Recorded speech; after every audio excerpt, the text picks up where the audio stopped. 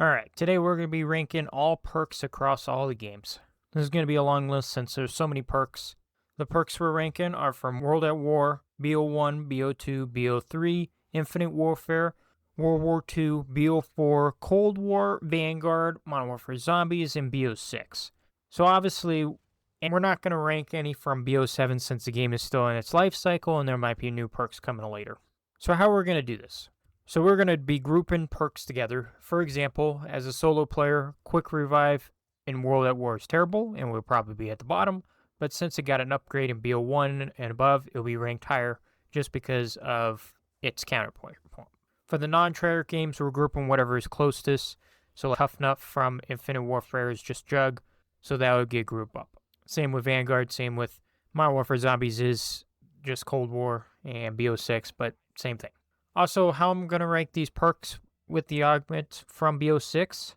Well, the augments will probably be a separate video since ranking all those would make this already long video even longer. So anyway, let's get started. Only 2.6% of you have subscribed. It would be really awesome if you just hit that subscribe button. It lets me know that you guys are enjoying these videos as much as I'm making them. Now let's get back into the video. Probably the worst perk out there. This perk has only shown up once, and that's on Die Rise in BO2. Number 27 is Who's Who. This perk allows you to revive yourself if you go down, but not like Quick Revive though. When you go down with Who's Who, you get transported into another ghost type character and you have to run over to your body and revive yourself before you bleed out. What makes this perk so bad is that zombies still chase you in this ghost form and you only have the starting pistol, and it's not an instant revive, so good luck on later rounds.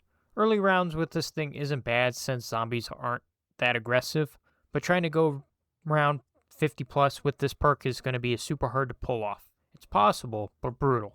This perk only shows up once, and we know why. And number 26 is Death Perception. This perk was introduced with BO4, and the only thing it does is show outlines of zombies behind walls. In the modifier spot in BO4, this perk applies bonus damage to special enemies' weak points, which is nice, but I'd rather have something else in the modifier slot. This perk has been brought back in every single game since then, every Treyarch game since then. The only scenario I can think of where this is good is if you're new to the game or just can't see the zombies all that well, but there are settings in the games that help with that anyway. Number 25 is Tombstone. On one of the worst maps in the franchise, Transit, we got this lovely perk. Tombstone is like Who's Who, just not as annoying. This perk is co-op only, and it's only in BO2. If you go down, you can choose to bleed out, and next round you can go over to your Tombstone to get your stuff back. This perk comes back in Cold War where it acts more like Who's Who, letting you revive yourself as a shadow on Solo 2. Still not a very good perk.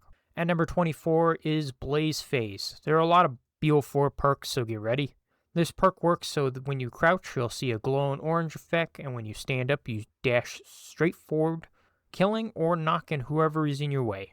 The perk goes into a cooldown. In the modifier slot, it adds another charge level, so if you discharge at that level, you can dash pretty much until it's stopped. There are so many better perks than this.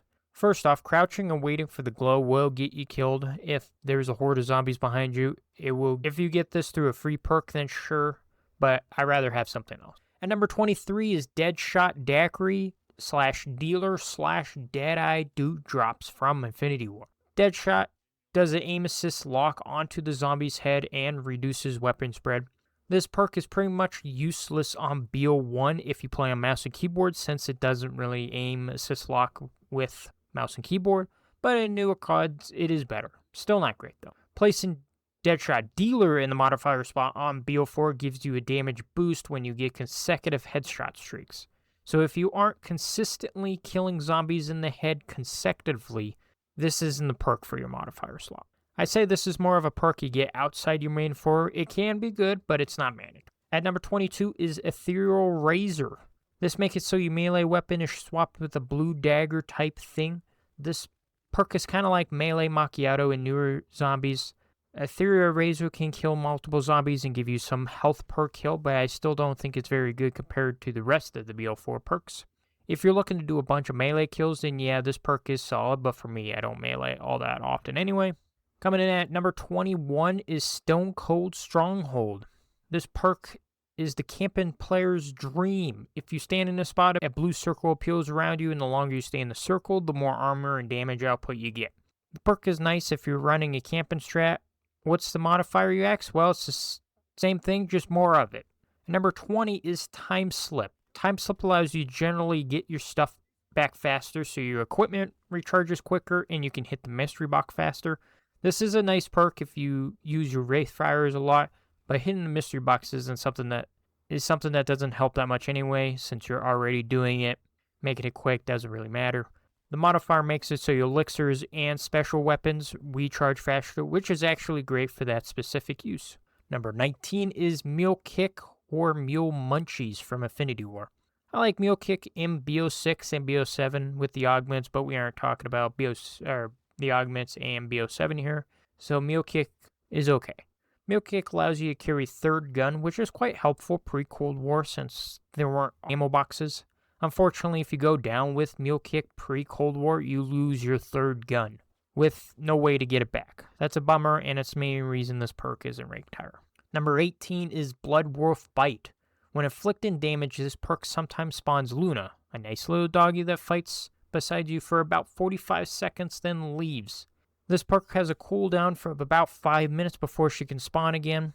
If you have this perk in the modifier slot, then Luna can drop small power-ups when killing zombies, like 10 extra points, slight charge to your special weapon, and even added some ammo to your weapons.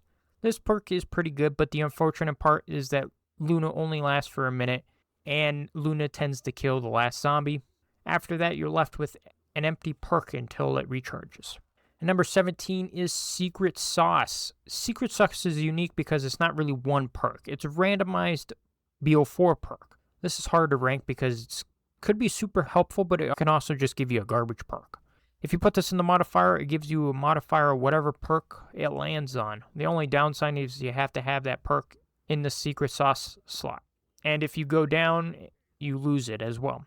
And it'll take you a decent amount of points just to reroll it with how many BO4 perks there are. Number 16 is Bandolier Bandit. A lot of BO4 perks, huh? This perk allows for increased ammo stock for all your weapon, which in the pre-Cold War era seems good, and while yes, it's pretty decent enough, I don't know if it's good enough for one of your 4 slots. For the modifier, it refills your mag from reserve ammo, so your stored weapons, which might seem good, but most of the time you don't use another weapon. For example, if you're using a wonder weapon, it won't refill if you constantly have your wonder weapon out. And you won't use the modifier since your second weapon is most likely already reloaded as well. Number 15 is Zombshell. Zombshell gives you a chance to spawn an orb when killing a zombie. This orb slows zombies down, increases your damage on them. The orb eventually disappears and you have to wait for it to recharge, similar to Blood Wolf Bite. The modifier makes it so if you stand in this orb, you'll be ignored by zombies, kind of similar to the green mist from Vulture Raid in BO2. Number 14, Victorious Tortoise. This perk makes it so if you hold your shield out, all incoming damage from all sides are blocked. That means your shield breaks faster, but if you're in a pinch, this can save your life. The modifier makes your shield dash ability knock down heavy and mini bosses. Most of the time, you just have your shield on the back, so this perk isn't always worth it, but when you need it, you need it. Number 13, Vulture Raid. While yes, Vulture Raid is better than in BO6, it's still just an average perk. In BO2 version, this perk lets you see perks, wall weapons, pack-a-punch, and the mystery box through walls, which isn't great. It also makes zombies drop small packets of ammos or points when killed. And sometimes a small green gas cloud drops that you can stand in to be ignored by zombies. Number 12 is Electric Cherry, Electric Burst, Shelled Blitz, or Blue Bolts. BO2, BO4, World War II, and Infinity War, respectively. This perk creates an electric shock whenever you reload. The more empty the mag, the stronger the shock. The modifier in BO4 gives an electric charge to your melee weapon, so when you hit a zombie, it gets shocked for a bit. At number 11, we got Melee Macchiato, Phosphorus from World War II, and Slappy Taffy from IW. So this perk gives you a better melee damage. This perk was introduced in World War II, but a full Treyarch version came out in BO6. It's a decent perk if you run melee builds a lot. This swaps out a gun butt with a karate punch, which is pretty cool. But for someone who would rather shoot zombies, this perk is kind of non-essential for me, but it's still pretty cool. At number 10, we got Elemental Pop or Change Trues from IW. This perk gives your gun a random elemental effect ranging from napalm damage to brain rot. This perk is great in BO6 and BO7 with certain augments, but in Cold War it's not as good since it's very unpredictable with what element you're going to get. In Infinite Warfare, you have to headshot the zombies to get the effect, which isn't as good as just straight up killing the zombies with it. This perk isn't making my main 4, but I'd rather have this than some of the perks lower on the list. At number 9, we got Widow's Wine. I know a lot of people are going to have a fit about this. I think this perk is very overrated. This perk is not bad, I'm not saying that, but as a person who likes to run Easter eggs and to have one zombie left alive at the end of the round, this perk can be damaging. The weapon effect when zombies touch you is cool and very helpful getting out of bad situations, but for Easter egg runs it's annoying. I know you can get rid of the webs by throwing them away, but then what's the point of having the perk? The whole point is the webs. It's still a good perk, but just not as good as some of the others. At number 8, we have Quick Revive, Up in Atoms from IW, and Lebenbrits from World War II. I have Quick Revive here since it's probably one of the most changed perks out there. The World at War version was the worst. It only sped up reviving teammates, and since I play solos, that's pretty useless. Then in BO1 to BO3, and even World War II and Infinite Warfare with Lebenbrits and Up in Atoms respectively, it allows up to 3 self-revives on solo and still faster revive on co-op. In BO4, it was changed to just allowing your health to regen faster since BO4 introduced self-revive separately.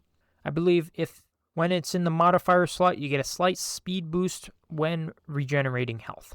This perk is a crutch perk for solos in older games, but nowadays it's more like a 5th or even 6th perk, something you get later in the game. Now to the top 7 perks. At number 7, you got PhD Flopper / Sliders / Trailblazers and Bomb Stoppers from IW.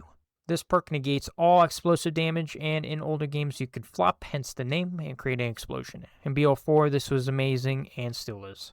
PhD Slider and Trailblazers are the same concept, but instead of flopping, you're just sliding in the zombies. In the modifier slot on BO4, you get increased sliding distance, and you can't take damage from traps while sliding. So Trailblazers is just the same as PhD Flopper, and Bomb Stopper is just PhD Flopper, just without the flopping. Nowadays, we just have the PhD Flopper back, and you can do both the flop and the slide to kill zombies. Number 6, we have Double Tap, Kugelblitz from World War II, and Bang Bangs from IW. Double Tap 1.0 was trash, I know that. It was made you shoot double bullets, effectively making you waste ammo faster, which sucks. But 2.0 was an upgrade that added more damage without the wasted ammo problem. This is one of those perks where you have a decision to make. Do you want this or something else for your 4th slot? Most of the time I choose something else, hence why it's number 6. Now we're on to the top 5. So these are kind of the must-haves in every run. These perks are the best of the best, and you kind of have to get them every single game. Number 5 is Winter's Wail. This perk is pretty much just Widow's Wine, but upgraded. It shoots off a frost explosion when you're critically injured, so it won't trigger from a lone zombie unless you takes your health down significantly, unlike Widow's Wine. It also recharges at the beginning of each round instead of waiting for a max ammo, which fixes one of Widow's Wine's biggest problems. In the modifier slot, it recharges faster, and you can hold 4 charges instead of 3. This is a must perk for me in BO4, and I always run it.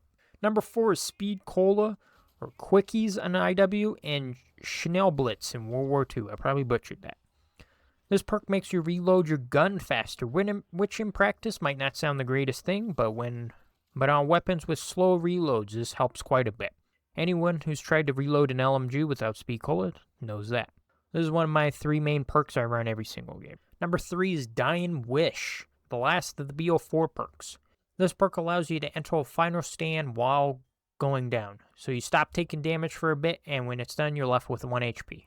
This perk is more of a get-out-of-situation perk where you don't have to use a self-revive, which is huge. In the modifier slot, it gives you full health once you get out of the Berserk mode. This perk is one of the best in BO4, and honestly, one of the best in the entire franchise. And nowadays, we have it as an augment. Number 2 is Stamina Up, Racing Stripes from IW, and Laufenblitz from World War II. This perk was introduced alongside PhD Flopper in BO1, and it's another one of my main 3 perks. Stamina up gives you more stamina while running and slight speed increase. This is another perk that doesn't really need an introduction since it's so well known in the zombies community. Running faster literally saves your lives. Simple as that.